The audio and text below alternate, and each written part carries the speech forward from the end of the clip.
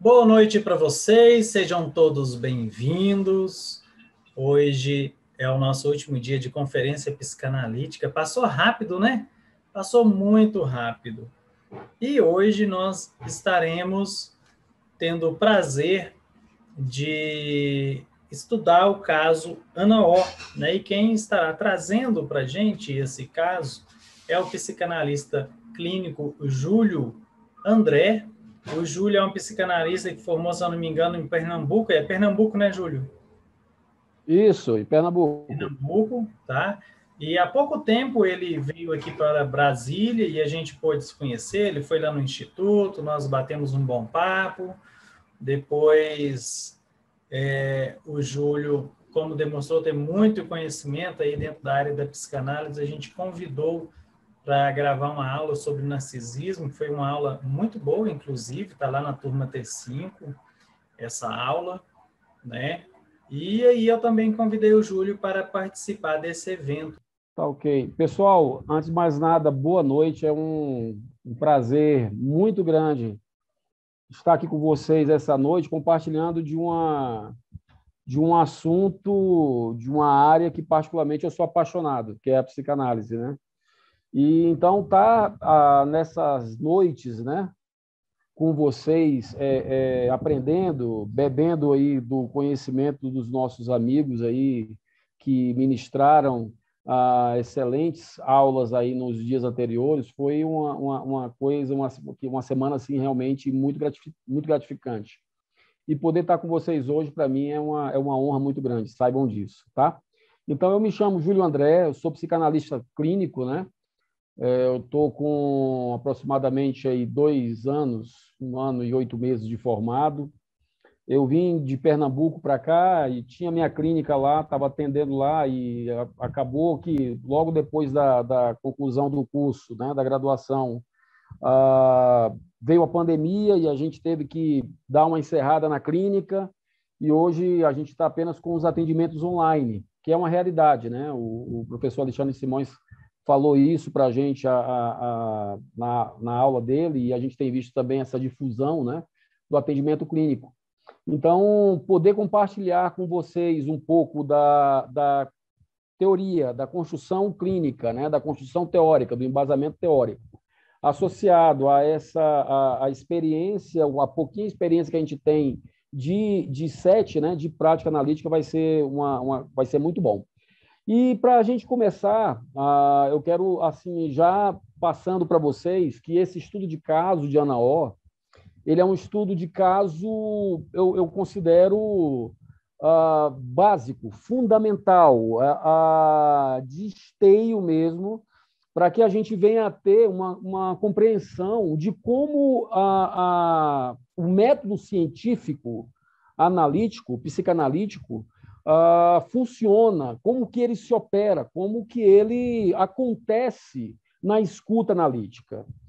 Freud teve uma construção da sua teoria embasada, né? O Lúcio está passando, não, Lúcio. Deu um problema aqui. Deixa eu ver aqui. Opa, passou. Ótimo, vamos lá. Então, Freud, ele teve a construção da sua... Impressionante, a gente já recorre logo ao Lúcio, né? É o oráculo. Vamos lá. Então, vocês estão me ouvindo bem aí? Todos me ouvem? Sim. Tá ok. Então, Freud teve todo o seu embasamento científico a partir dos seus atendimentos clínicos. E nesses momentos em que ele, dentro do setting, disponibilizava a sua escuta para as suas pacientes, ele foi percebendo, foi observando a postura dos pacientes que chegavam até ele, as motivações, né, as demandas que adentravam as portas da sua clínica.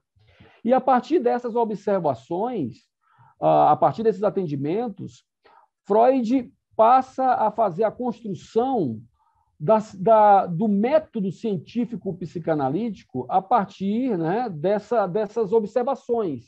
Então, Ao ter essas pontuações, ao ter essas sacadas, né, acerca do que falava o paciente no setting, Freud passou a fazer as suas anotações e a construir os relatos dos seus casos. Então, o estudo de caso em psicanálise ele é de suma importância, inclusive para nós profissionais que trabalhamos com a escuta analítica, porque é a partir dele que o profissional consegue destrinchar, não é, toda a fala, né, do paciente em escuta analítica mediante associação livre e promove nesse relato o crucial da análise, que é o encontro da teoria com a prática. Então, esses relatos de caso foram construídos a partir desse encontro, a partir dessa percepção de Freud, né? Então, ele tinha sua interpretação, tinha sua escuta, formulava as suas inferências e ia com o seu inconsciente, com a sua teorização, com a sua base teórica, ouvindo o que esse paciente falava no setting e criando a cena dos não ditos, né? O que não está dito na fala desse paciente? E aqueles cenários que Freud construía iam permeando todo o arcabouço psicanalítico, todas as ferramentas que ele até então possuía, né, e que nos passou em herança, para poder entender o adoecimento desse paciente, a angústia desse paciente, que é o ponto de partida de toda a análise. Então, acerca disso, Dargaud escreveu o seguinte, que a construção teórica de Freud originou-se, sem dúvida, das ficções que ele mesmo elaborava a partir da escuta dos seus pacientes em análise. Uma construção em análise, assim, é o procedimento de extrair inferências a partir desses fragmentos de lembranças e de associações do sujeito em análise. Então, o caso de Ana O, ele se relevou de suma importância porque ele promoveu o tangenciamento, o toque, o encontro dos dois mundos da análise promovida por Joseph Brauer, com a análise desenvolvida por Freud. Uma no método catártico e a outra no método psicanalítico. Por isso que na nossa chamada da aula, né, que está ali na capa, nós botamos lá o caso de Ana O, né, do método catártico ao método psicanalítico. Então, para que esse estudo de caso se constituísse, né, Freud ele buscou ter um entendimento de como acontecia o adoecimento daquela paciente. Como que aquela paciente externava o seu afeto recalcado, patogênico, escondido, rechaçado, na negritude do inconsciente, na escuridão do inconsciente. Então, esse mundo escuro, obscuro, ele é permeado de afetos, de dores, de traumas, de falas não ditas, de dores. Esse mundo do inconsciente precisava aflorar ao consciente, a fim de que o analista, dentro da sua escuta, viesse a perceber como que esse afeto rechaçado está causando, não o adoecimento no paciente. Então, Freud, nesse primeiro momento, nos seus estudos, ele procurou realizar essa escrita descritiva, muita escrita descritiva da doença. E depois, em um segundo momento, ele passa, dentro dessa construção, também a discorrer sobre a parte da paixão e da transferência, né, do paciente e análise. Tá ok? Então, como havia um foco sobre essas duas áreas, o adoecimento do paciente e como que ocorria a transferência desse paciente mediante a sua fala, mediante as suas atitudes, o seu gesticular, a sua movimentação, a sua dinâmica no set, se ele senta, se ele fica em pé, se ele deita, se ele associa um movimento ao afeto, se a fala cria uma entonação maior em um determinado momento durante o seu discurso, e a partir dessa percepção, Freud foi criando as suas escritas acerca do caso em questão. Então, para poder dinamizar isso e, de uma certa forma, colocar isso dentro de uma metodologia, dentro de um processo científico, Freud buscou fazer alguns passos. Então, ele primeiro coletava os seus dados, em um segundo momento, ele fazia a anotação das interpretações clínicas, e como isso tem, às vezes, né, confundido as nossas cabeças com um regramento que creio ser assim efêmero, né, diante da importância do setting, com relação à questão anotar ou não anotar na hora do atendimento. Não, mas o paciente vai ver que eu estou anotando o que ele está falando. Será que ele vai se sentir à vontade? Será que não? Ele está de costa para mim, não está? Então, percebam que Freud, ele, dentro da sua metodologia científica, ele adotava as anotações. Existem analistas, terapeutas que não anotam, que conseguem captar a fala do paciente e depois, em um segundo momento, né, não em uma segunda consciência, mas em um segundo momento, faz ali a descrição do relato, enfim, mas esse apontamento de suma importância. No terceiro passo, a construção teórica, a articulação de como está organizada a fala desse paciente, de como as pedras desse quebra-cabeça explanados, né, no discurso do paciente, como que eles se encontram, o que é, mas não é, o que está escondido por trás dessa fala, o que é mentira no que ele está me dizendo, o que é a verdade, quais são os contextos que se encontram e por que da mentira tão importante quanto a verdade, por que mente. Então, essa construção teórica, a partir da audição de Freud, se constituía no terceiro passo. Freud ouve esse paciente e promove o encontro, que eu falei logo no início, dessa construção teórica da fala do paciente com o embasamento psicanalítico, com a teoria, com a técnica escrita, né? Com o que está previsto. Eu costumo sempre dizer, né? Eu tenho ido lá em Pernambuco, a gente ia em algumas conferências, né? Em alguns congressos, eu sempre conversava com o pessoal o seguinte: caramba, não dá para a gente confundir a questão da importância de uma escuta especializada com a escuta de um amigo, né? Há tempo para tudo, é fato. A hora de sentar com um amigo e conversar, a hora de sentar com a família e conversar, mas na hora que você está sob a égide da análise, há de se entender que é uma escuta diferenciada.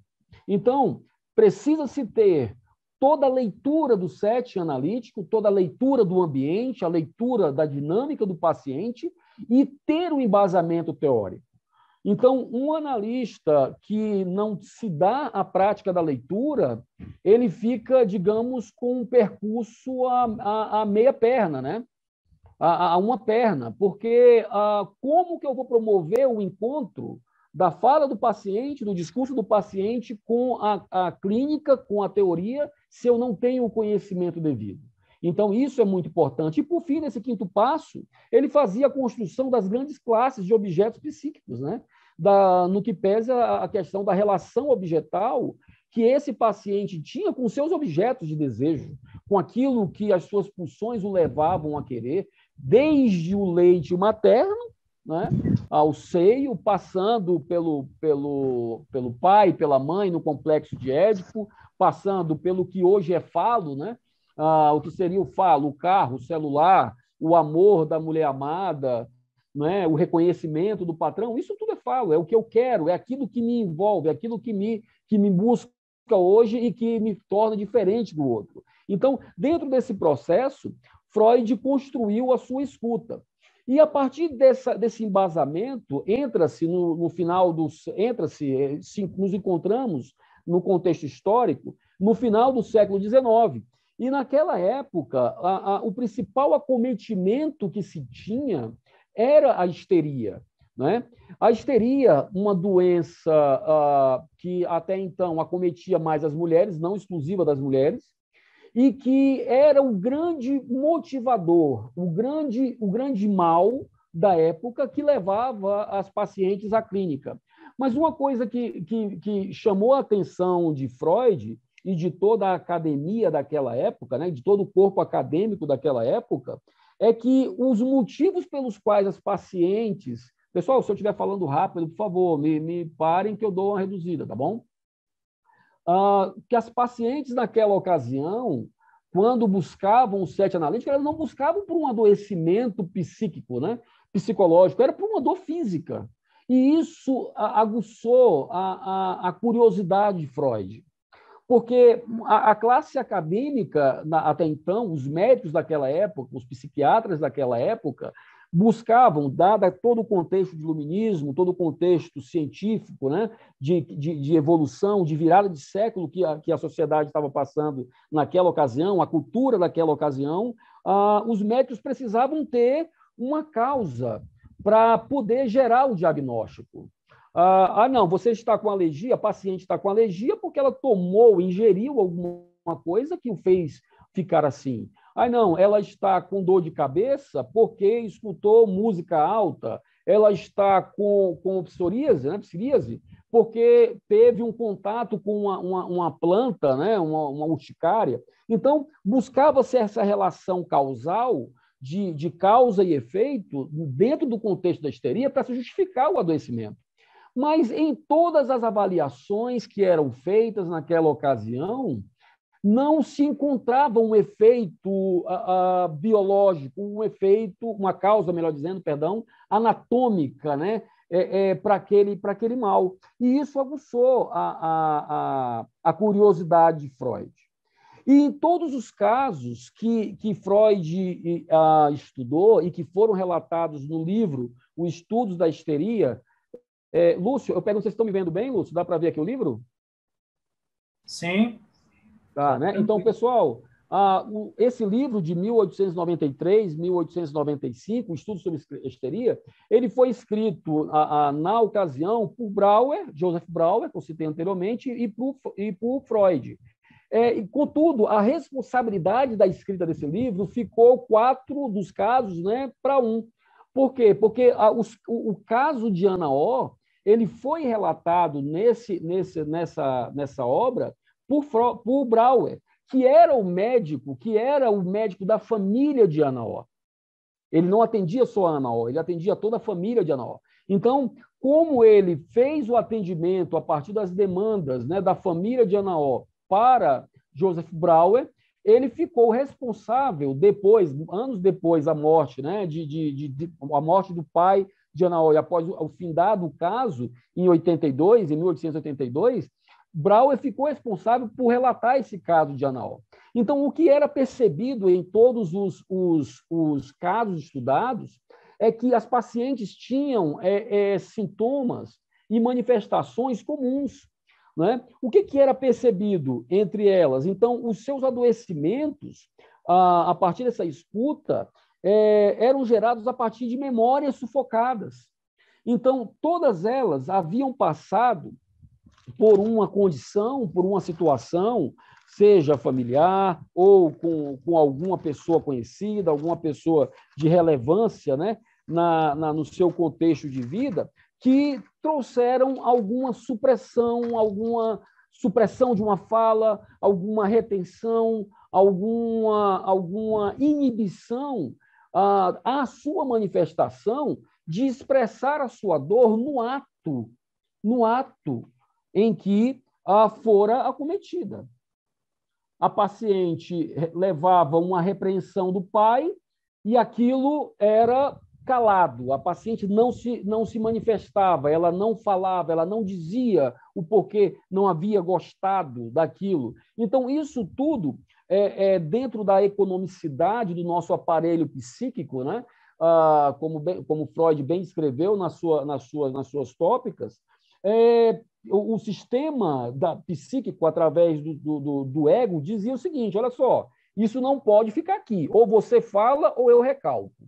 Então, como aquilo não era falado, aquela fala era recalcada e ali, patogenicamente, esse é o termo, né, que a leitura da obra nos traz, de uma forma contemporânea, digamos, viral, né, infelizmente, viral, esse afeto carregado de excitação libidinal trazia o adoecimento ao estado consciente da paciente. Então, esse afeto recalcado precisava ser trazido à luz, precisava vir à tona.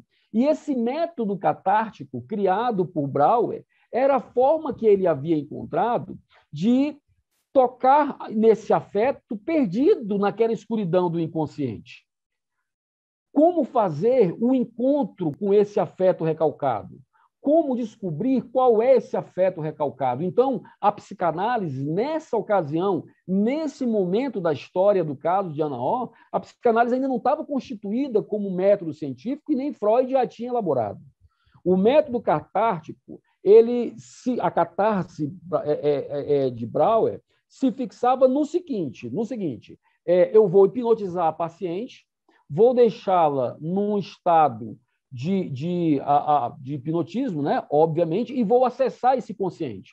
E a partir dessa situação, dessa condição de abertura psíquica, eu passo a ver quais são os acometimentos que essa paciente tem.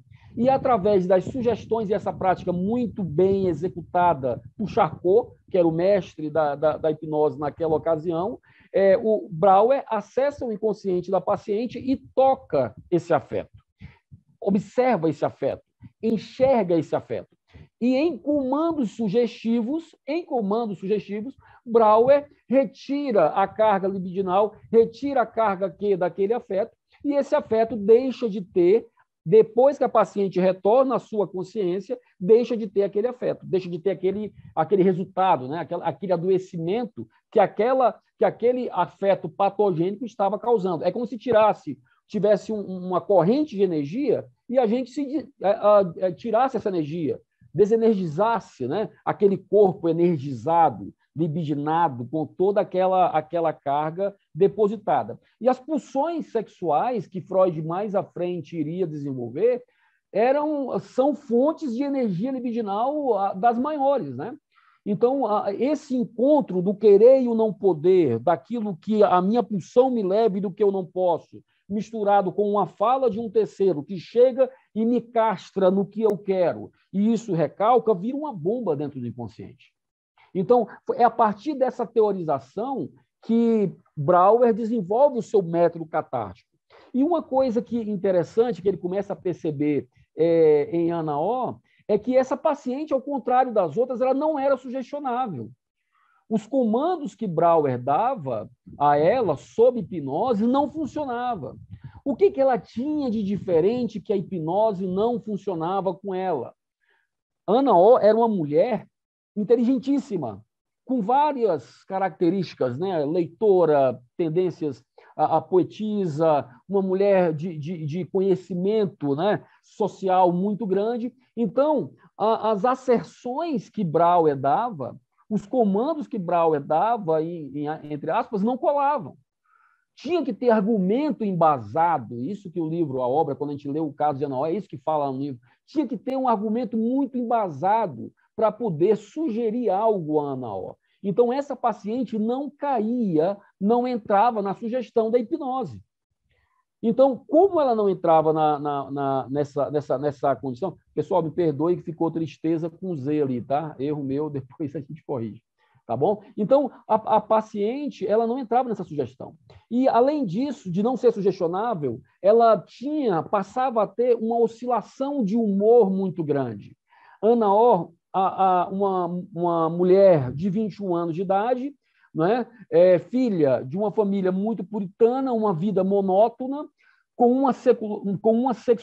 uma sexualidade que não era desenvolvida, consta no escrito, né, da obra freudiana, que ela nunca tinha se apaixonado, e esse contexto, esse arcabouço de características marcam Ana O. E em 1953, obviamente, muito tempo depois, né, o Ernest Forbes ele veio a revelar o nome de Berta Poppenheim, né, filha de Sigmund Poppenheim, né, o seu pai, ao qual ela dedicava todo o seu amor e paixão. Né? Então, Ana O adoece aos 21 anos de idade, tá ok? Por ocasião do período de acometimento do adoecimento do próprio pai.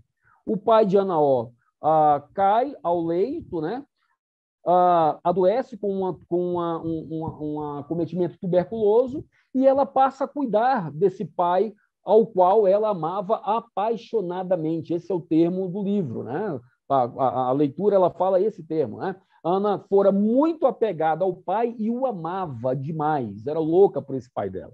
E esse pai é acompanhada por Ana em seu leito de morte, todos os cuidados dados a esse pai amado, e Ana vê aquela cena, né, do definhamento daquele pai, que no leito de morte caminhava para o seu fim.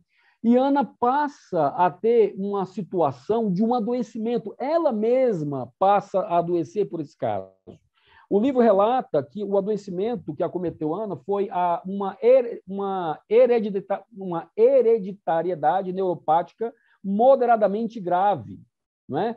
Que deixava Ana num estado moral deplorável, inerte, parada, intratável, mal-humorada. Uma paciente, vocês imaginam, daquele tipo, né? Quais as Anas Os que nós encontramos hoje no nosso set? Quais elas, né? Quais Doras, né? Que entrarão no nosso set?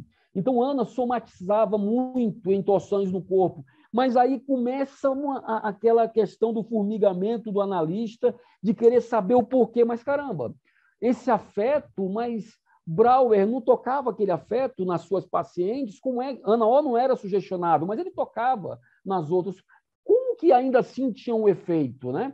Então, o grande objetivo da hipnose naquela ocasião era tocar esse afeto e tirar a energia, né? Tirar a carga de energia. A esse ato se chamava de abreagir. Era o que a gente conhece, está aí na nossa literatura, é usual, né? no nosso meio, né? A gente abreagir os nossos afetos. Só que quando esses afetos não encontravam saída nas suas relações, né? Nas suas falas, nos seus desabafos para o seu analista, esse afeto ele voltava em sintoma e encontrava o corpo. Então, o corpo, de uma certa forma, pagava o preço do acometimento psíquico. E isso se chama, na nossa fala, né, de somatização. Então, essa somatização acontecia. Todos os desenvolvimentos desses fenômenos histéricos passaram a se desenvolver. E, aliado a tudo isso, Ana ainda deixa de se alimentar, deixa de dormir e tem a angústia de estar acompanhando o seu pai doente, né? Ela vivia um teatro particular, né, com devaneios sistemáticos, era exagerada, não é, tanto na alegria como na tristeza, e quando a gente percebe essa característica de Ana, a gente vem para o século XX, vem para o século XXI, né, 1960, 70, entrando no século XXI, e começamos a nos encontrar com algo parecido dessa histeria fragmentada, contemporânea, através da esquizofrenia, através dos transtornos, como nós temos os transtornos de humor, né, o transtorno bipolar, e essa oscilação ela é muito marcante também naquela ocasião. Uma das principais características de Ana dentro da sua second condition, né, da sua segunda condição, é exatamente esse estado chato, esse estado irritante, esse estado agoniado que ela tinha sobre o efeito desses afetos patogênicos, né, que estavam nela. E se observa que, durante todo o período do curso da doença, desde a incubação, passando pela doença manifesta, o sonambulismo, a cessação gradual dos estados de sintomas patológicos que ocorreu aí, em 1882, com o término da doença, foi observado por Brauer que ela tinha 2 estados de consciência. E essa é uma das principais marcas do caso Ana O, que contribui, né, que colabora com o nosso conhecimento psicanalítico. Esses 2 estágios de consciência distintos. Um primeiro estágio de consciência normal e um segundo anormal. Nesse primeiro estágio normal de consciência, Ana estava reconhecendo o seu ambiente, ficava melancólica e angustiada, mas relativamente normal. E no seu segundo estágio, anormal, ela tinha alucinações, ficava travessa, agressiva, né? Então, isso era muito ligado à questão da hora do dia. Da hora do dia. Quando ela tinha o atendimento com o Brauer e ela falava sobre aquele atendimento, né? Naquele atendimento, naquela sessão, ela ficava tranquila, pintava, né? Ficava num estado mais tranquilo. Quando chegava no período noturno, ela entrava no segundo estágio.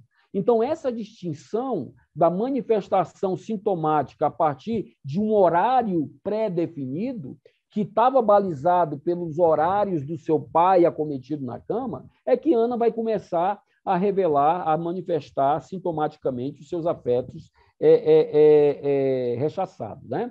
E no dia 5 de abril, e por coincidência, no dia do meu aniversário, né? No dia 5 de abril de 1881, falece esse pai amado de Ana, né? Aquele objeto, aquele ser amado de Ana se vai. E o caso dela ganha uma outra proporção, uma outra dimensão. E uma coisa que, quando a gente passa a leitura da obra, né, do estudo sobre a histeria, uma coisa que chama atenção é que Ana, apesar de todo essa herança doentia em afeto recalcado, inconsciente, Ana era uma mulher saudável. Ela não tinha no seu histórico, nem na sua infância, nem na sua fase adulta, até então, nenhum acometimento. Era uma mulher saudável. Ela não tinha sinais de neurose. Contudo, quando o pai adoece, a partir de 1881, quando o pai cai em doença e vem a falecer, Ana começa a manifestar esses sintomas. E é aí que a gente busca essas memórias recalcadas que sumiam e não voltavam mais, que se escondiam no inconsciente. Brauer estabelece que irá tratar Ana de 3 formas. Tratar Ana com a fala dela, ouvindo Ana, tratar Ana com hipnose e tratar Ana com medicamentos. E vem aí, de novo, mais uma coisa que nos traz para os dias de hoje, né, que esse paralelo que eu acho que é importante a gente construir, sobre a questão dos medicamentos. Né? A gente, por vezes, tem me permitam falar, às vezes, um pré-conceito, sem nenhuma conotação pejorativa, né? Com relação à questão da parte da psiquiatria, né? Mas a questão dos nossos pacientes, nós temos que saber quais as medicações que esse paciente toma, não é? Ai, não, mas é porque tem a indústria não sei de quê, indústria não sei de quê. Não, não. Medicamento faz parte do tratamento quando necessário, sim. Está aí a história nos mostrando, né? O próprio criador da catarse está aí nos dizendo, eu vou tratá-la com a fala dela, com a hipnose e com o medicamento. Então, o Chloral, né, que Freud também adotava, foi o tratamento aplicado nessa paciente durante 18 meses. E ela tinha algumas causas de predisposição. Quais eram elas? Por que ela estava aberta? Por que a sua condição psíquica estava aberta para o acometimento? Primeiro, porque ela tinha uma vida familiar muito monótona, tinha uma ausência de ocupação intelectual muito grande, porque ela não tinha mais o que fazer, ela só cuidava do pai, e isso tudo gerou um excedente de energia mental. Gente, essa é uma informação basilar para todo e qualquer caso clínico. De Ana O até as Cláudias, Márcias, Lúcias, Jorges, que nós encontramos nos nossos setes, nos nossos consultórios. O excedente de energia mental. Como que essa pessoa hoje tem esse depósito de energia mental não gasta? Qual é a condição em que ela vem para dentro do set? Então, todo esse excedente que ela tinha precisava encontrar uma saída. E encontrou essa saída na sua imaginação,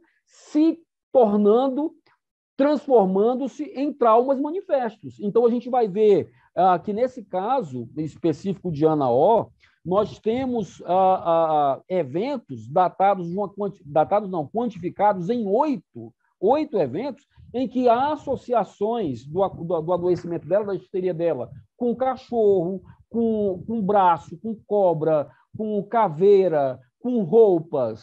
Então, esse excesso de energia, esse excedente de energia que prepara o campo para o adoecimento a partir de um afeto recalcado, teve a sua transformação aí em adoecimento. Então, esse método catártico que a gente tanto fala, ele fazia com que o aparelho psíquico expurgasse esse afeto, botasse esse afeto para o estado consciente.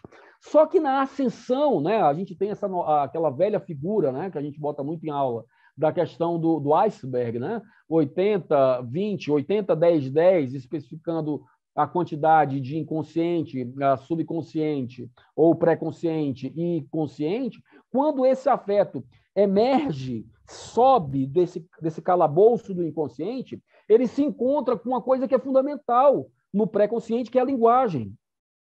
Ele se encontra com a linguagem. E, ao se encontrar com a linguagem, ele se manifesta conscientemente, dinamizando em corpo, nessa caixa de ressonância, né, que é o nosso corpo, daquilo que funciona dentro da gente, o nosso meio. Então, esse método catártico buscava exatamente fazer essa situação de abreagir, né, fazer a abreação. Então, à medida que Brauer ia se envolvendo com o caso de Ana O, a Berta Pappenheim, ele percebia que passava a ter, ele não, Freud, né? Percebeu que passava a acontecer, daqui a pouquinho eu vou abordar a tempestividade desses fatos para a gente localizar.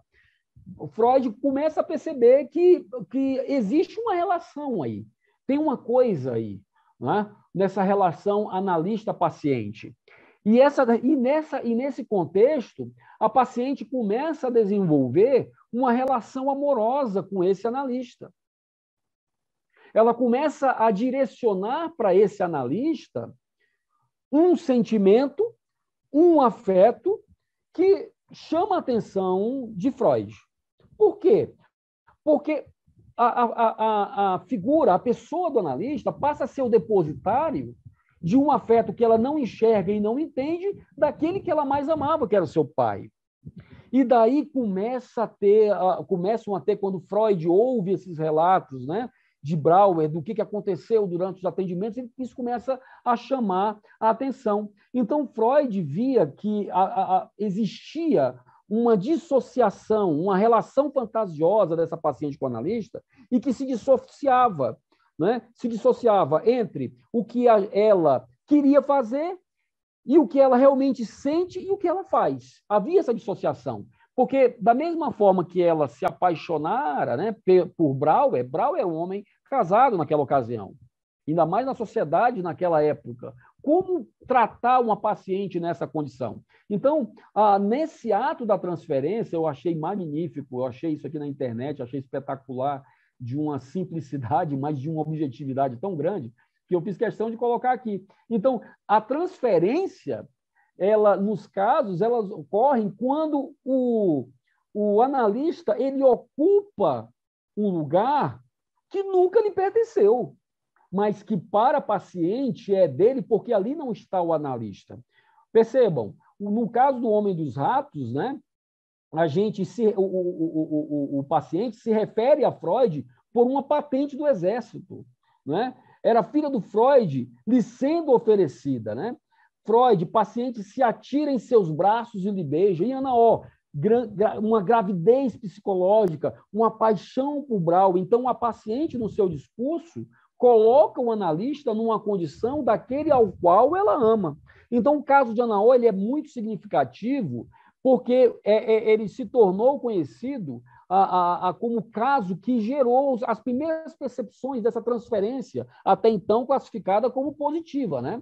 Quando Brauer, lá na frente, mais um pouquinho, a gente vai ver isso. Quando Brauer nega a esse amor, tendo em vista a questão de ter tido essa percepção, transferências negativas ocorrem. Então, esse ato transferencial é muito importante, tá bom? Então, com essa morte do pai, o que aconteceu? Freud percebe e passa a dar crédito também a Brauer na hora em que ele ventila a situação de que os problemas que acometiam Ana iam muito além das dimensões físicas. E é nesse momento, pessoal, em que a importância da interrogação analítica, a importância do porquê analítico, de não entendi, me fala de novo, me diz o que está acontecendo, me explica um pouco mais sobre isso, que começa a ser gerado, a ser gestado naquela época. O inconsciente passa a ganhar destaque ao lugar de uma causa física. Isso é maravilhoso, Porque é a partir daí que o acesso ao inconsciente vai ganhando mais forma, vai ganhando mais velocidade. Os passos em direção ao inconsciente vão ficando mais robustos. Então, Freud, ele, ao invés de seguir o que até então estava explicitado pelo método catártico, de, sob hipnose, adentrar o inconsciente e puxar esse afeto, enxergando esse afeto, sem dar a oportunidade do insight da paciente, da elaboração da paciente daquele afeto, Freud começa a fazer o percurso inverso. Ao invés de buscar o que estava causando o sintoma sob hipnose, nesse mar do inconsciente, Freud faz o caminho inverso. Eu vou seguir o sintoma. Eu vou fazer o rastreamento do sintoma. E isso vai trazendo uma condição que Freud percebe o seguinte, rapaz, esses sintomas que essa paciente está demonstrando aqui, ela não tem causa fisiológica, né? Eu não tenho como provar isso, mas ela está escondendo alguma coisa com esse sintoma. Esse sintoma é a eclosão de algo que eu não estou vendo. E Freud começa a entender, a partir dos relatos de Brauer, que esses afetos não abreagidos, em consciência, se vestiam na roupagem dos sintomas. Sintomas esses somatizados, sintomas esses reverberados em falas, sintomas esses reverberados em nudez, sintomas esses reverberados em choros, sintomas esses reverberados em imposições ao outro, e a gente vai lembrando aqui dos pacientes e vai vendo uma infinitude de manifestações sintomáticas que, para o analista, você está vendo como o sintoma está se constituindo a partir de um afeto. Então, Ana, ela era cheia de sintomas. Então, se eu digo que Ana era cheia de sintomas, eu digo que Ana era cheia de afetos não descarregados. Então, a estratégia que Brauer utilizou foi separá-los. Ela tinha uma grande circulação, ela variava muito. Em uma hora ela estava numa condição, estava chateada com uma coisa, na outra hora chateada com outra coisa, numa hora afetada com uma situação, em uma outra hora afetada com outra situação, e isso assim se constituía o caso de Ana O. Então, esses afetos que não conseguiam encontrar o caminho para a descarga ficam presos, exercendo, então, esses efeitos patogênicos. Havia, assim, se caso esses afetos não fossem abreagidos, uma inervação corporal, porque ao invés de serem elaborados conscientemente, como era o grande propósito, né, dentro já da teoria psicanalítica, eles voltavam em forma de sintoma e buscavam alguma parte do corpo. Aí acontecia o adoecimento do pescoço em Ana, acontecia o adoecimento do braço, acontecia o adoecimento da perna, acontecia o estrabismo na vista. Alguma parte do corpo ia ter que pagar o fato do afeto não ter sido abreagido. Então, a cura ela era atingida, pessoal, a partir da libertação desse afeto. Né? Então, é isso que o analista tem que buscar no SET. É isso que tem que ser foco. O que precisa ser descarregado? Então, fale, sem parar o que você quiser. E o silêncio também, se quiser falar o silêncio, fale o silêncio. Me diga o seu silêncio. Quero ouvir o seu silêncio. Como é que esse silêncio se manifesta? Como ele está me falando, como ela me olha, como esse paciente me olha. Quem sou eu para você? Quem é agora para você? Quem eu sou para você agora? Essa visão da cena do não dito tem que ser a visão que o analista enxerga. Ele está falando do cachorro, mas você não está vendo o cachorro, você está vendo uma outra cena. Quem bateu naquele cachorro? O que aquele cachorro fez que eu não gosto? Olha a Ana O aí com o caso do cachorro que bebeu no copo, né, na taça, e ela, a partir dali, não conseguia beber água. Né? Então, essa questão do efeito catártico sobre a reação era a mola principal e deixa de ser. A catarse passa a ter um segundo plano, mas ela não deixa de pertencer ao núcleo do embasamento psicanalítico. Tá? Então, essa catarse browniana, ela era cheia de revivências, de repetições, era muito recheada de atualização transferencial e ela contava com a situação do afeto, né? Abarroado com a linguagem do pré-consciente e manifesto em atos, em falas, né? sob a condição consciente, tá bom? Então, esses afetos precisavam ser abreagidos. Então, a grande teoria, o grande ensinamento, a grande ferramenta psicanalítica expressa, nesse caso de Anaó, é encontrar esses afetos.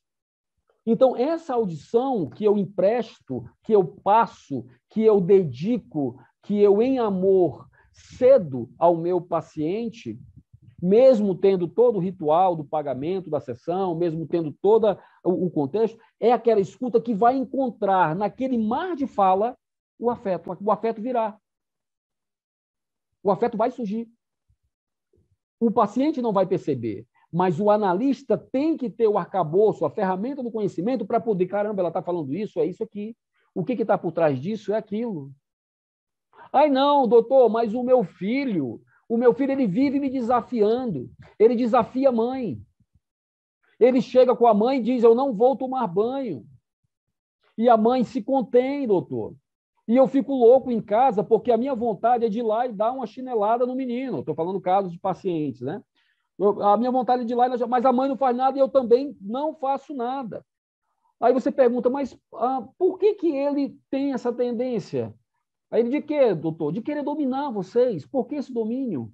E por que esse domínio com a mãe? Aí a gente tem o embasamento edípico, né, do complexo, e a gente vai começando a montar o quebra-cabeças. Então, ouvir em associação livre esse paciente era a grande sacada da época, e ainda é hoje. É o que a gente recebeu em herança. Saber escutar a partir de um embasamento teórico, o encontro, né, do embasamento teórico com essa situação da fala do paciente. E eu friso aqui mais uma vez, eu estou colocando as ideias principais aí em amarelo, vermelho e sublinhado, né, para que fique bem marcado, que essas pacientes, elas nunca procuraram, eu vou falar isso mais uma vez, eu já falei isso lá no começo, elas nunca procuraram Freud por adoecimento psíquico. Elas iam por dor no braço, elas iam por alergia, elas iam porque o braço estava contorcido. Sempre a busca era por um sintoma físico, endossando a questão da situação acadêmica daquele momento. Então, demonstrar essa conexão causal era e passou a ser o grande mote, o grande norte, o grande objetivo da teoria psicanalítica e da clínica psicanalítica. Fazia demonstração dessa relação de causa e efeito. Eu rastreio um sintoma, eu busco o sintoma, eu encontro o sintoma. Eu vou destrinchar agora o sintoma, eu vou voltar no sintoma, eu vou caminhar, sintoma, me dá a mão aqui. Vamos caminhar no sentido contrário e ver aonde você foi gerado. Qual o fator desencadeador, é esse o termo que a obra nos passa, né? No caso de Anaó, qual o fator desencadeador que lhe gerou? Então, eu trago à luz e te desperto esse sintoma que está aqui agora. Eu me lembro muito daqueles desenhos animados do Scooby-Doo, né? Que no final contavam uma historinha, quem era o vilão, quem era o vilão, aí tirava aquela carapuça, né, a máscara, e encontrava, não, o vilão era fulano, porque fulano disse, então, vamos tirar a máscara do sintoma e descobrir qual é o afeto que está ali por trás. Cara, que coisa bacana isso, que coisa, que gênio que esses dois foram, né? Nessa construção, e todas as outras escolas psicanalíticas também, mas Freud e Brau arrebentaram nesse entendimento, né? Arrebentaram. Então, esses resultados, eles aconteciam em cura cada vez que ela falava, com uma fala cada vez mais carregada de afeto. Então, quanto mais entonação na voz, tem determinados sinais nessa linguagem de um fala e escuta, que elas precisam passar muito bem próximas do analista. Mas a minha mãe, aquela mulher, doutor, ela não... Isso é importante, gente. Ali está a carga afetuosa, é ali, ó, você está vendo. Ela não está enxergando, mas você está vendo. Muda a entonação, muda a expressão, a paciente se levanta, a paciente coça a cabeça, ela bate na mesa quando fala de alguém, ela bate na mesa, ela bate no divã, ela derruba a almofada, joga a almofada na parede, porque lembrou de alguém, de uma determinada situação. Então, o afeto está ali, está na cara do analista, está ali na tua frente. É o inconsciente aberto, sem a hipnose nesse contexto. A hipnose tem todo o seu valor ainda hoje, né? Com a questão de efeitos, cursos, o nosso mestre aí, Lúcio, tem aí um arcabouço aí grande nessa área também. Então, esse contexto todo, abreagido, precisava receber expressão verbal. Isso precisava receber expressão verbal. E hoje, pessoal, quantas pessoas, quantas Anas nós temos hoje no nosso convívio? Pessoas que são ofendidas, pessoas que são humilhadas, pessoas que são retraídas nos seus trabalhos, pessoas que são, nas redes sociais, rechaçadas pelas suas práticas, que são, enfim, de várias formas. Uma humilhação que desloca a pessoa de lugar e a pessoa não tem a condição de considerar o seu próprio valor e começa a engolir esses afetos também. Olha só o nível de adoecimento que nós temos. Então, esse estado estrangulado nessa relação evento desencadeador, fenômeno patológico, marcou muito o caso de Ana O. Né? Uma lembrança manifesta em sintomas, esses sintomas como símbolo dessa lembrança suprimida. Ao trazer esses fatos estrangulados do inconsciente ao consciente, esse afeto descarregado ou abreagido desaparece, deixa de atuar. Percebam aí o grande valor da fala. Eu tive uma oportunidade muito pesada uma vez, né, com a minha esposa. Ela teve um acometimento de pedra nos rins e eu nunca tive. E diz que é uma dor, dilacerante, né? É uma dor horrível. Diz ela que às vezes é pior que a dor de parto. E sai na urina, né? Saiu. Então, o ato do descarrego desse afeto sai, fazendo uma comparação, na urina da fala, se é que vocês estão me entendendo, né? Quando eu falo, quando essa pedra sai, a dor desaparece. A carga que reduz. Ana foi curada completamente. Não vou dar aqui o meu filho fala esses termos, eu não sei bem, é spoiler, né? Daqui a pouco a gente vai falar. Vamos ver lá na frente o que aconteceu com ela. Então, essa carga dela teve modificação, porque ela começou a falar e ela gostou tanto de ver o resultado da sua melhora que ela queria falar cada vez mais e mais. Ela chegava a contar 3, 5 histórias por noite, né? Então, esse recalcamento como pedra angular. Essa fala de Ana, era uma memória, uma reprodução de uma memória recalcada, reminiscências, ideias reprimidas, incompatíveis, né? E isso tudo, esse evento traumático, gerando, sim, todo esse adoecimento. Então, Ana O era uma jovem, essa jovem, retomando Ana, né? Uma jovem de muita personalidade, uma jovem desenvolta, uma jovem aristocrata, né? E uma jovem mulher de 21 anos de idade que gerou um dos casos que marcou e balizou toda a psicanálise, né? Freud, temos os relatos, Freud não chegou a atender. Você vai na internet, encontra uns dizem que atendeu, outros dizem que não atendeu. Então, a paciente era de Brauer, né? Em novembro de 82, Brauer relatou o fato a Freud. Em novembro de 1882, foi quando a gente teve esse relato. E em 1882 teve o tratamento, né? Foi o fim do tratamento de Ana. Então, o que Freud sabia sobre o caso, ele soube através de Marta, que era sua esposa, amiga de Ana O, por meio de Brauer. Então, pela leitura que a gente fez, eu não cheguei a encontrar, posso ter passado desapercebido nisso, mas não cheguei a ver, a paciente foi atendida por Brauer. Se alguém tiver alguma informação contrária nesse sentido, em outra literatura, por favor, nos passe para a gente fazer uma mudança aí na nossa fala, no tocante ao conteúdo, tá bom? Pessoal, alguma dúvida até aqui? Alguém quer perguntar alguma coisa? Então, todo esse conteúdo de Ana O ficou muito marcada, a questão dessa situação, a do pai que morreu de abscesso tubercular, a transferência para Brauer, enfim. Então, os momentos que Ana teve de repressão geravam nela esses afetos. Então, Júlio, o que gera o adoecimento psíquico, a patogênese, a origem do adoecimento no paciente? É a repressão. São os nãos desmedidos, são as falas que nos cerceiam, né? São as falas que nos constrangem, são as falas que nos reduzem, são os atos que me humilham, são os atos que me dizem que eu não sou, que eu não posso. Então, o querer e o não poder. Minha mãe, objeto do meu amor, não posso, porque tenho meu pai, castração, falo maior, vai arrancar o meu.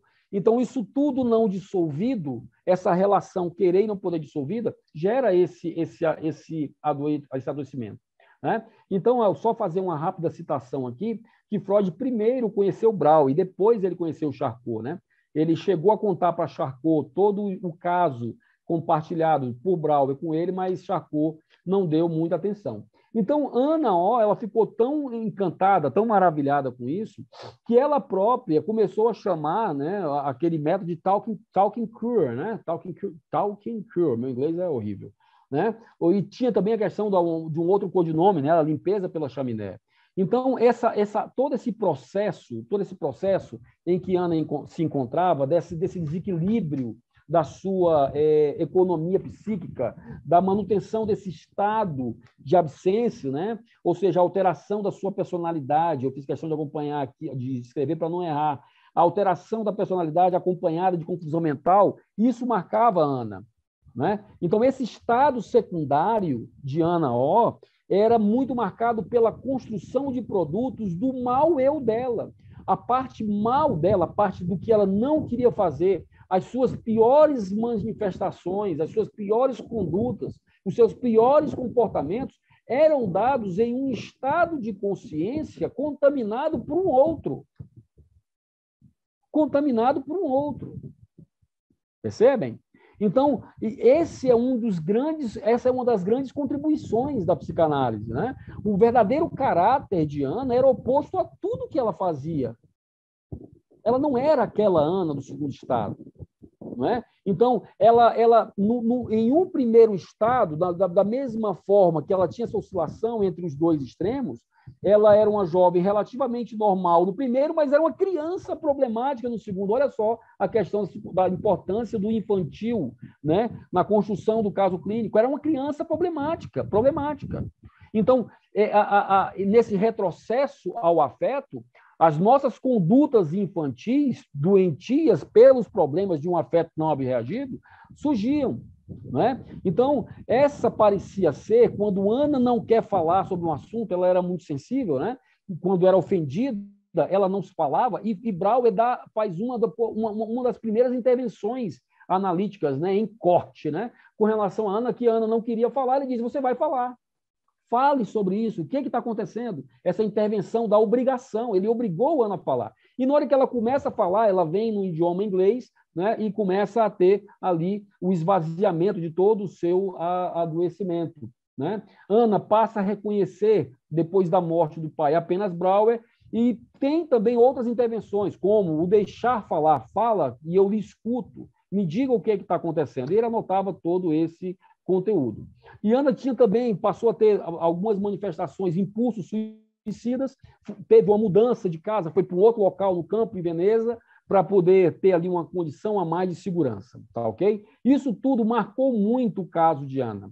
Brauer focou o tratamento usando a escuta, ele passa a focar o tratamento usando a escuta como a principal ferramenta, o principal instrumento de trabalho. Os seus sintomas melhoravam à medida em que ela ia associando livremente esse conteúdo, né? Ia aparecendo. E ela se apaixona por Brauer, que desenvolve e passa a desenvolver uma dependência por esse analista. Em contratransferência, seguem os relatos que ele também se apaixonou e ele decide abandonar o caso, né? Essa questão do desejo sexual passa a ser mais marcante na relação analítica.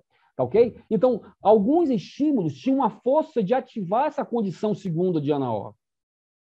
Essas lembranças que vinham do passado, quando o fato era descrito, diminuía a sua carga libidinal.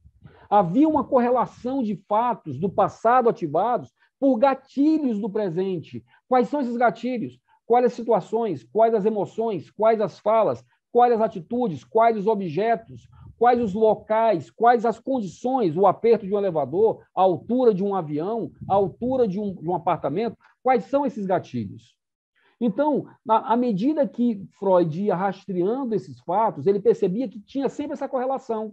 Então, quando a gente revisita a sintomatologia de Ana O, a gente percebia, por exemplo, um dos sintomas dela, ela não ouvia quem entrava na sala. Por que ela não ouvia quem entrava na sala? Um sintoma. Quando Freud rastreia o sintoma, ele chega ao evento desencadeador e percebe que, em um determinado momento, ela foi chamada a atenção pelo seu pai, em um momento de dispersão. Em um segundo caso, ele não compreendia quando falava com diversas pessoas, outro sintoma. Ela perdia sua concentração, mais uma vez, uma contenção paterna. Outra característica, a surdez seletiva associada ao sacudir de uma carruagem, né? Porque toda vez o irmão dela sacudia quando ela ficava ouvindo o pai e a mãe na cena primária por trás da porta. E o irmão vinha e dava um susto nela. Então, na hora que ela entrava na carruagem e tinha aquele balançar da carruagem, ela se sentia sacudida e dava aquele choque, né? Dava aquele medo. O estado de terror e susto ao ouvir ruídos inesperados, porque remetia ao pai quando esse sentia ataques no seu leito. Então, há sempre uma relação. E essa tosse nervosa, né, que foi a grande marca dos sintomas de Ana, né? Pois queria ir às valsas de Viena, família muito contida naquela ocasião, não vai à festa. Então, como Ana queria ir, ela começava a tossir, porque ouvia o barulho da música de fora. E a tosse vinha, batidas fortes, tosses fortes, né? E começava a tossir nervosamente. Então, diante disso tudo, no desenvolvimento dessa relação causal de sintoma, estou acabando já, Lúcio, de sintoma e transferência, Ana O causa, dentro dessa segunda condição, de um segundo eu, de uma condição não dominada por ela, mas por esses afetos que se manifestavam em ações, ela gera ali uma situação de um parto histérico.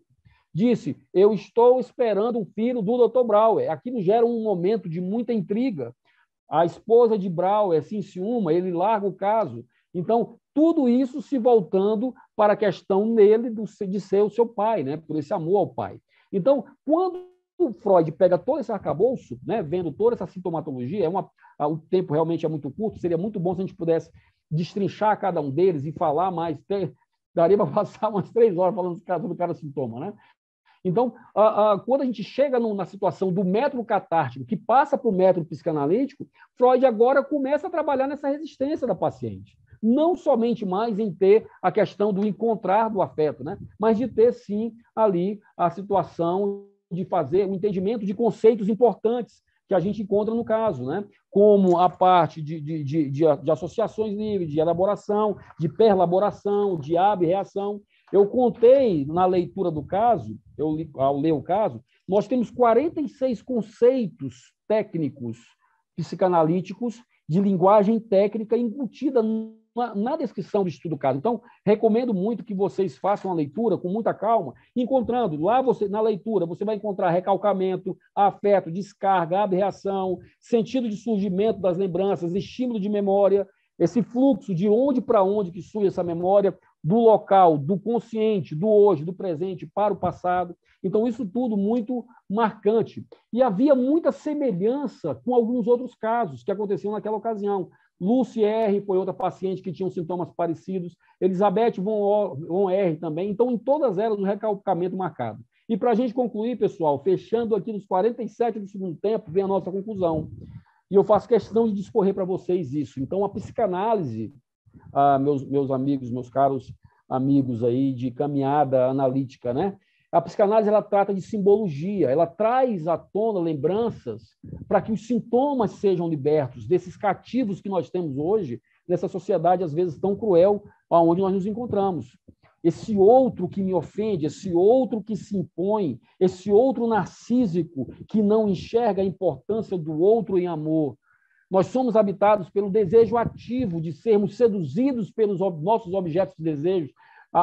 O homem hoje, o sujeito, ouvi a nossa amiga ontem falando, a sujeita Cláudia, acho que é Cláudia o nome dela, se me recordo a memória, perdão, ela se constitui naquilo que deseja e tem que ser desejada. Então, isso tudo, quando não acontece, fomenta em adoecimento. E a psicanálise hoje é um caminho aberto para a solução de tudo isso, que ajuda a tudo isso, ajuda a paciente a se encontrar, a se identificar, a poder perdoar a si mesmo e aos outros, a poder entender as suas condições de depressão, a entender como essa histeria de Ana O hoje se manifesta no dia a dia.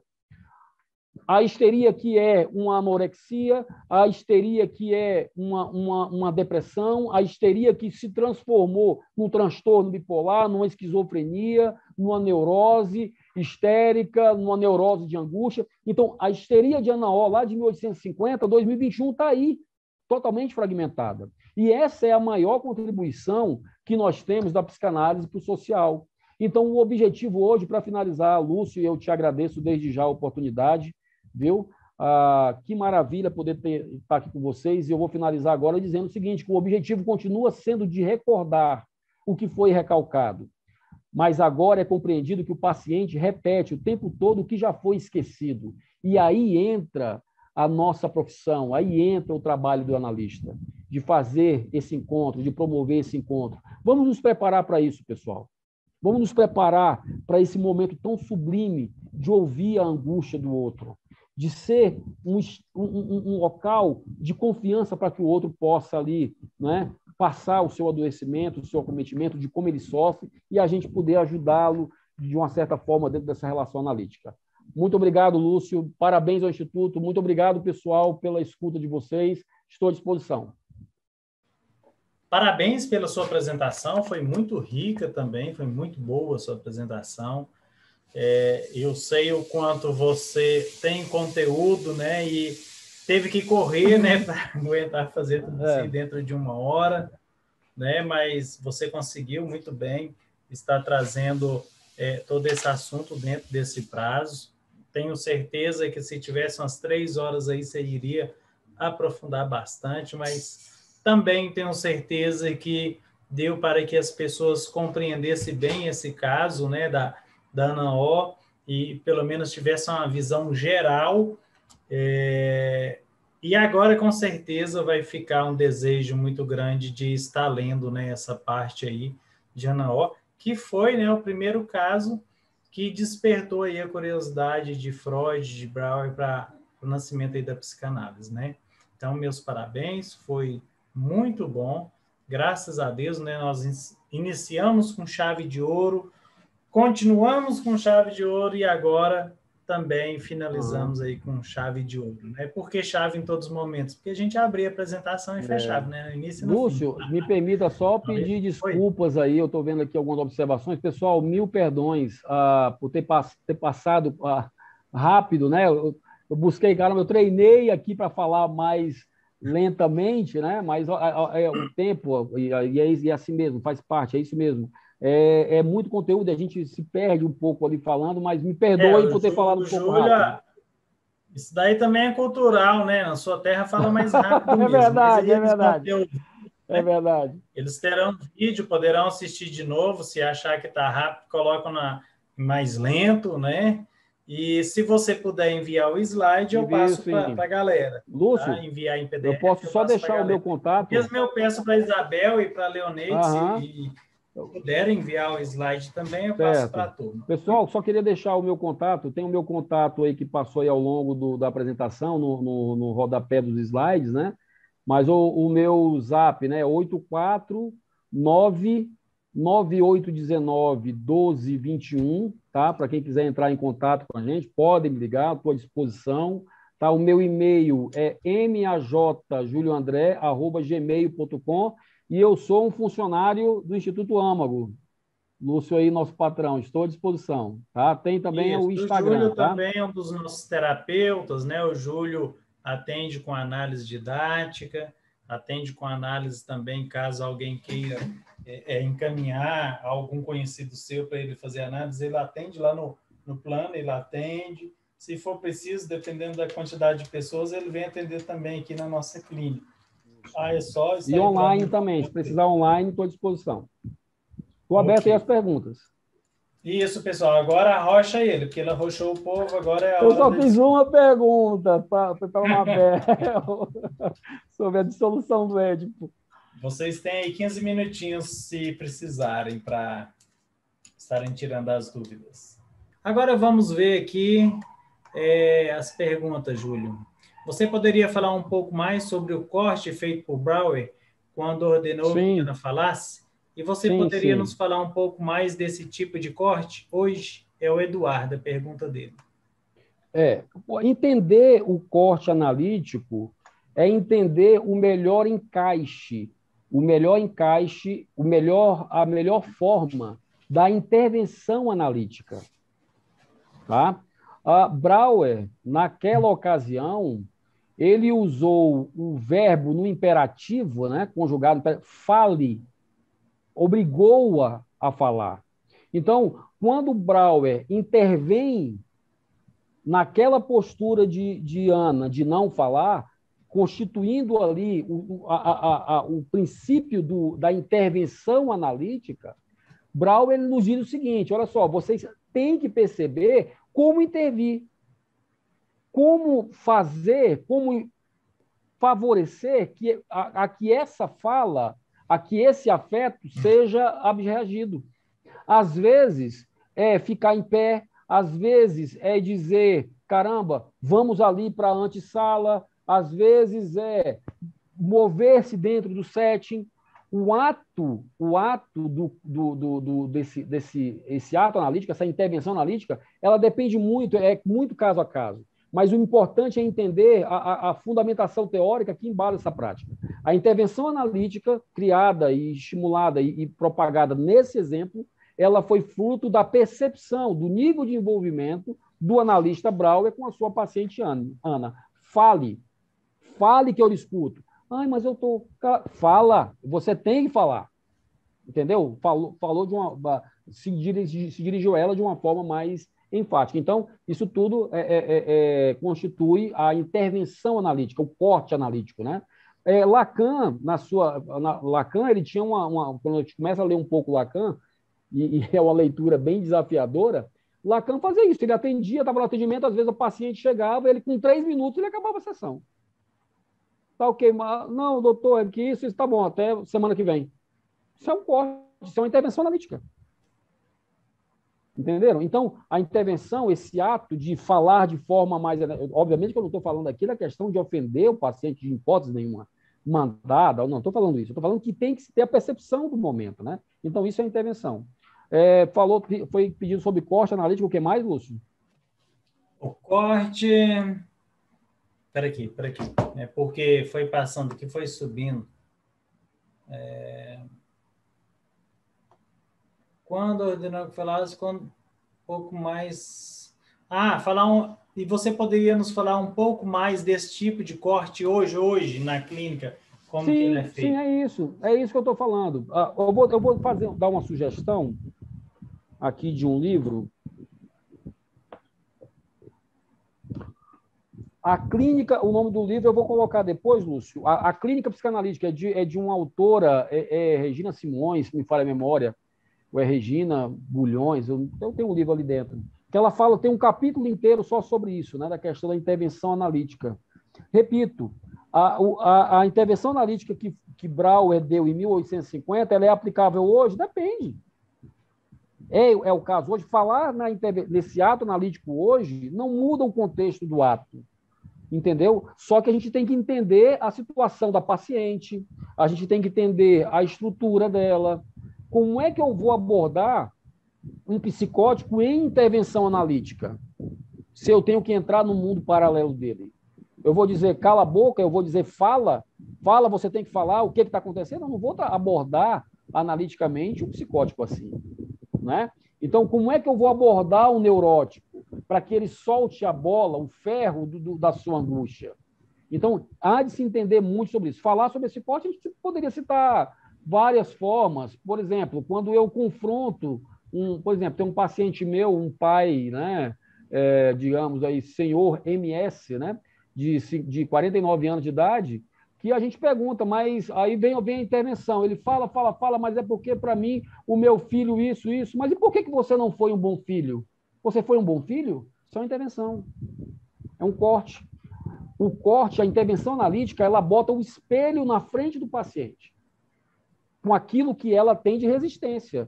Eu tenho uma resistência, eu não quero falar. Eu não quero me identificar, eu não me identifico com o que você está falando. Não, mas você está querendo dizer o quê, doutor? Eu não estou querendo dizer nada, eu estou fazendo a pergunta. Né? As afirmações, elas não são assim o grande centro, né, da análise. As perguntas, as indagações, sim.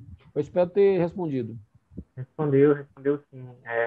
Só sintetizando, seria o como e o quando agir, mais ou menos, de uma forma... O como e o quando. Repito, não existe. Não, é porque o que acontece? No SET, no atendimento, a gente não tem. Quem está perguntando? É o Eduardo Eduardo. Matos. Tudo bem, Eduardo? Boa noite, meu amigo. Depende, a questão do para-analítico, do atendimento dentro do SET, ela é tão rica que não existe um manualzinho que diga assim, nesse momento agora, se ele falar isso, eu vou fazer isso. Aí não, se ele arregalar mais os olhos para mim, eu vou fazer essa ação. Como um dentista, né? Que está ali, pega a sua ferramenta para abrir um canal, para fazer a restauração. Não tem esse manual, você não vai encontrar esse manual. O como... É onde, né, Júlio? Oi? É onde entra a atenção flutuante, né? Exatamente. Obrigado, Lúcio. O terapeuta, o cliente está falando, e aí o terapeuta ele vai ser como aquele pescador que vai pegar um peixe específico, né? Exatamente. E quando vier aquela palavra que ele percebe ali, que é ou pode ser um mecanismo de defesa, uma fixação, algo assim, que o terapeuta ele percebe que aquilo, se ele parar ali, falar com o cliente, olha, para um pouco, parar essa associação, agora me fale disso. Isso. É esse o caminho. Perfeito. Né? É esse o caminho, é o corte, né? Você fala para ele parar, porque senão ele vai fazer a associação, vai fazendo. Parou e fala disso aqui, né? É uma questão que exige a sensibilidade do terapeuta, né? Isso, perfeito.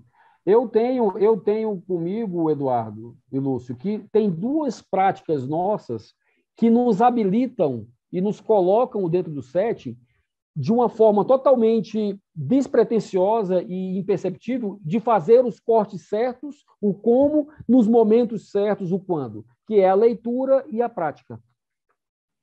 Na hora que você está na sua leitura, vendo, buscando um conhecimento, você vai começando a ver como Freud agia, como Brauer agia, já vai para outra escola psicanalítica, vai para a Kleiniana, como é que ela fazia com as crianças. Então, esse conteúdo, ele vai te habilitando, sabe quando você está começando a aprender o idioma, né?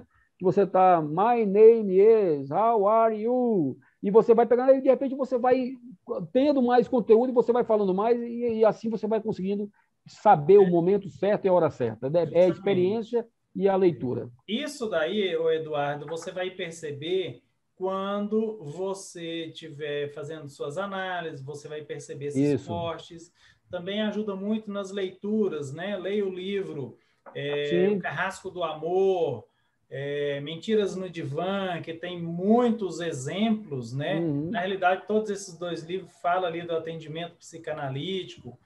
Busca aquelas séries, né? Que inclusive teve uma que foi dirigido pelo Caligares, que é a série PC, que tem na HBO, Sessão Terapia também, que tem lá na Globoplay.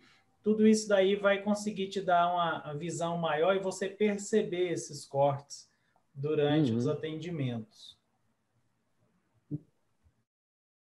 Bacana, obrigado. Tirou sim. Espero ter respondido aí. Obrigado, Lúcio, pela ajuda. Obrigado, Lúcio. Mais alguém tem alguma pergunta? Tá aqui o Lúcio Mendes te analisando, dizendo que você é visual, Júlio. Certamente você tem olhado muito para cima e os seus gestos também, né? Como é que é? Não entendi. Isso, Cartas a um Jovem Terapeuta também, né? Cartas a um Jovem Terapeuta. Ele fala um pouco, Priscila, mas Mentiras no Divã e Carrasco do Amor fala muito mais. Bom, não, eu estou falando, Lúcio Mendes está te analisando aqui, dizendo que você é visual. Lúcio. Oi. Carmen, eu tinha deixado uma questão... Tudo. Eu tinha deixado uma questão aí, acho que vocês não viram. Você falou, em determinado momento, né, na descrição, sobre aquela tendência do impulso suicida, né, que ela manifesta. Sim. E hoje, por exemplo, a gente percebe muito essa presença, principalmente entre a juventude, né? Que eu acho assim, que é um grande desafio que a gente tem enfrentado na nossa parte, pelo menos eu tenho encontrado alguns casos assim, e parece que a gente tem encontrado uma juventude meio que vê como válvula de escape cair fora, né? Se eliminando, se agredindo, agredindo o seu corpo, né? Fazendo todo esse processo doloroso. Então, eu queria que você falasse um pouquinho mais, assim, dando até algumas dicas de como que a gente lida de uma forma mais efetiva com essa questão que tanto nos instiga, né? Foi muito boa, foi muito... Como é que é o seu nome? Carmen Batista. Carmen, um prazer, Carmen, Júlio. Muito boa a tua pergunta. Eu tenho um paciente que eu atendo, digamos, não vou dizer atendimento efetivo, porque a gente está sem um consultório agora, mas ele tentou cortar o pulso, né? Só que não, de uma forma até que diferente, não naquele local tradicional que a gente está acostumado a ver, né? Aqui perto do braço, no próprio pulso, não, mas um pouco mais acima, bem no antebraço. Né? Então, a primeira coisa que, assim, nesse caso em particular, é o acolhimento, né?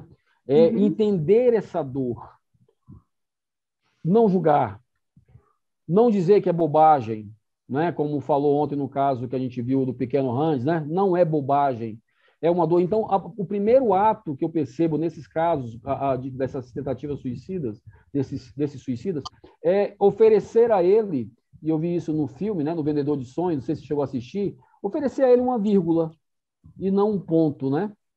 A vida, ela, por mais que seja complicada hoje, ela tem aí várias portas abertas para você poder se posicionar melhor, para você entender aquilo que você tem e que não enxerga pela cegueira do que não se tem, né? Como nós somos cegos por aquilo que nós não temos e não vemos o que temos, né? Isso é uma realidade tão grande, né? E essa juventude hoje, de uma certa forma, sem julgamentos, mas apenas uma percepção de caracterização etária, né? Muito imediatista, muito para o agora, muito eu, muito quero. E um detalhe, parafraseando aqui Alexandre Simões, né? Jovens de 70 anos, né? Jovens com 70 anos dizendo, quero agora, entendeu? Então, esse imediatismo que, se não for atendido, não vale, e eu vou esgotar, e às vezes até para causar dor no outro, né? Para tentar afetar esse outro que me gerou um desejo não atendido também. Então, a primeira coisa é o acolhimento, é a escuta, é ouvir. E com o amadurecimento do tratamento, com o amadurecimento da estratégia traçada, com o estudo do caso, se entender que, após esse acolhimento, tem o espelhamento, tem implicar o paciente nessa dor que consome ele a tal ponto de querer tirar a própria vida e dar fim, não à vida dele, mas ao problema que ele está vivendo. O suicida, ele não quer se matar. Ele não quer tirar a sua vida, ele não quer sair, ele quer acabar com a sua dor, né? Então, mostrar para ele o lado avesso da história, a cena que ele não está vendo, né? E implicá-lo, e mostrar, obviamente, com o amadurecimento do tratamento, mas, sobretudo, o acolhimento, a escuta, né? Entender que ali está um outro ser humano que sofre e que merece ali toda a nossa atenção. Respeito. Não sei se eu respondi. Isso, obrigada. Okay. Muito bem, pessoal. Olha, eu vou falar para vocês. Foi muito bom estar com vocês. Alguém me disse assim, ô, Lúcio, você é exagerado demais. De segunda a sexta. Mas passou tão rápido, eu não achei que foi exagero, não. Na realidade, Freud ainda tem outros casos, né, que mereciam ser falados aqui. Mas no decorrer do ano nós vamos fazer pelo menos um, né? Traz um mês que não tiver muita coisa aí, a gente traz um caso e assim por diante. Eu acredito que foi muito interessante. O Saulo tem uma pergunta aqui, ó, e como da outra vez não responderam ele, vamos responder, senão ele vai ter que ir para o divã fazer. Só pontuando, viu, Lúcio? Nas respostas eu estou falando mais devagar, né, pessoal? Tá vendo? Já deixou o rapaz impactado aqui, ó, encabulado. O Saulo perguntou o seguinte, Júlio. Pois não. Como perceber que é necessário corte ou intervenção ou intervenção de deixar o silêncio? Não entendi. Tem como repetir? Como perceber que é necessário o corte ou intervenção de deixar o silêncio? É aquilo que eu falei anteriormente, né? Aí que você até citou uma literatura muito rica aí que nos traz aí vários casos. A percepção, gente, eu vou passar a minha experiência, minha pouca experiência, né? Lá no meu consultório em Pernambuco, eu atendi um guarda de trânsito, E ele citando muitos casos que via mortos e tudo mais, e não sei o que, e tal. E, de repente, eu disse assim para ele, né? Tá, e a questão da sua habilitação? Ah, essa habilitação? Não, e a sua habilitação? Não, minha habilitação está em dia. Tá, mas você sabe, você está com todo o conhecimento do trânsito em dia para poder julgar quem vai estar certo ou quem vai estar errado? Não, doutor, mas não tem. Então, você está errado. Você está errado? Tá ok, então pronto, vamos lá, volta. Então, é uma coisa tão dinâmica. Quem foi que perguntou, Lúcio? Eduardo, quem perguntou agora? O Saulo. É uma coisa tão dinâmica, gente. É porque eu entendo vocês perfeitamente, né? Eu tinha muito isso também quando eu estava no curso, que a gente tem uma tendência de querer sistematizar, né? De querer uma bula para o atendimento, de querer uma carta que me diga, caramba, quando isso acontecer, é isso. Não tem, gente. Acontece naturalmente, vem naturalmente, e tem uma literatura muito vasta. Eu queria estar com o meu livro aqui agora, está lá no escritório, que eu não vou pegar. Clínica psicanalítica. Ela tem 2 capítulos só sobre isso, né? Então, o como fazer, a questão da situação desse corte com o silêncio, eu entendo que o silêncio do analista, isso divide muito opiniões, né, dentro da academia, né, entre os terapeutas. Eu falo mais ou falo menos, não é? Eu só ouço, eu sou aquele psicanalista que só ouve, eu não dialogo com o paciente, então quer dizer que nesse par analítico só entra o meu ouvido, mas a minha interpretação analítica eu não entrego? Calar, em que momento calar, em que momento falar? O silêncio faz parte dessa interpretação analítica também. Então, eu repito e bato nessa tecla, pelo menos até aqui, na caminhada que eu tenho traçado com a psicanálise e nos atendimentos, o que eu tenho visto é isso, né? Por exemplo, eu tenho uma outra paciente minha de Roraima, que eu atendo online, que ela me mandou foto dela numa praia, né? Que não sei o quê, numa praia, né? E de repente a foto não estava ali nas melhores condições. Eu perguntei quem foi que lhe pediu essa foto. Por que você me mandou essa foto? É uma intervenção, não é? Então não tem o que pensar muito, não há um método. Ou então eu poderia dizer, caramba, que foto bonita, e reforçar essa transferência, né? E dizer para ela, olha que foto bacana, como você está assim, e alimentar essa transferência mais. É o caso? Não é o caso? Então, essa questão do corte ela é muito, muito individual, é muito caso a caso, depende muito da situação. Tá bom? Infelizmente, eu concordo com essa intenção da pergunta, lhe entendo, mas a gente não tem um manual que diga quando isso acontecer, faz assim, quando for assim, é assado, a gente não tem, é a prática. É a leitura, a prática, o encontro, o abarroamento, né? Da prática psicanalítica com o atendimento, com a leitura, né, com o conhecimento, com a teorização. Muito bem, gente. Agora sim, eu quero agradecer a todos vocês pela presença, foi muito bom. Obrigado, viu, Júlio? Certo. Com certeza que vai ficar aí, essa conferência ela vai ficar gravada e vai entrar para os anais da história da academia, assim como a conferência de Freud, né, que foi há 2 anos atrás, e até hoje tem gente que estuda, tem gente que assiste, tem gente... E tem gente aqui dizendo, Lúcio, que quer estudar mais Freud aí, ó. Sim, é a galera de Jung, né, que tem muita... Você falou, né, mas os nossos junguianos aqui, eles entendem muito freudianos. De Freud, porque são bem a gente freudianos, sempre convida eles para os eventos, os estudos de casa que tem a apresentação de Freud, eles têm algumas aulas de Freud, então eles não são crus. Assim como os que estudam Freud também participam de várias coisas que tem de Jung, então dá para eles aprenderem bastante. Boa noite para vocês, fiquem com Deus, muito obrigado pela presença, um bom descanso, fica com Deus, Júlio. Até mais, valeu, pessoal. Um abraço, meu amigo. Grande abraço.